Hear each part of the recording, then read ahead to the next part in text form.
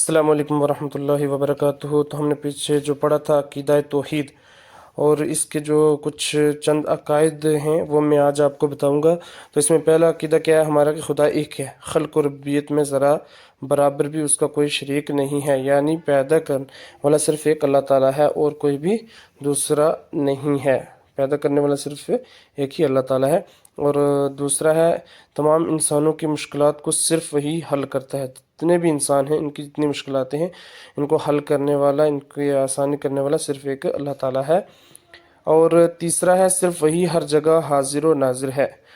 اللہ تعالیٰ ہر جگہ جو ہے حاضر و ناظر ہے، ہر جگہ ہمیں دیکھتا ہے اور کوئی بھی نہیں ہے۔ اور چوتھا عقیدہ ہمارا کیا ہے، کوئی بھی انسان قوت بصارت سے اس کا ادراک نہیں کر سکتا ہے۔ قوت بصارت یعنی دیکھنے کی طاقت، جتنی طاقت دیکھنے کی اللہ تعالیٰ کو ہے، اس کا خیال اور کوئی بھی نہیں کر سکتا۔ ادراک کا مطلب ہوتا ہے خیال رکھنا یا خیال کرنا۔ اور پانچواں ہے اس کی کوئی اولاد نہیں ہے اور نہ وہ کسی کی اولاد ہے، یعنی اللہ تعالیٰ نہ کسی کی اولاد ہے اور نہ ہی اس کی کوئی اولاد ہے۔ اللہ تعالیٰ صرف ایک ہے، اللہ تعالیٰ اولاد سے پاک ہے۔ موت و حیات کا تنہا وہی مالک ہے، یعنی موت دینے والا بھی وہی ہے اور زندگی دینے والا بھی وہی ایک اللہ تعالیٰ ہے۔ اور ساتواں عقیدہ ہے وہی عطا کرتا ہے اور وہی چھین لیتا ہے، یعنی اللہ تعالیٰ ہی دیتا ہے اور وہی واپس لیتا ہے۔ آٹھواں اس میں آتا ہے وہ ہمیشہ سے زندہ ہے اور رہے گا، اسے موت نہ آئے گی۔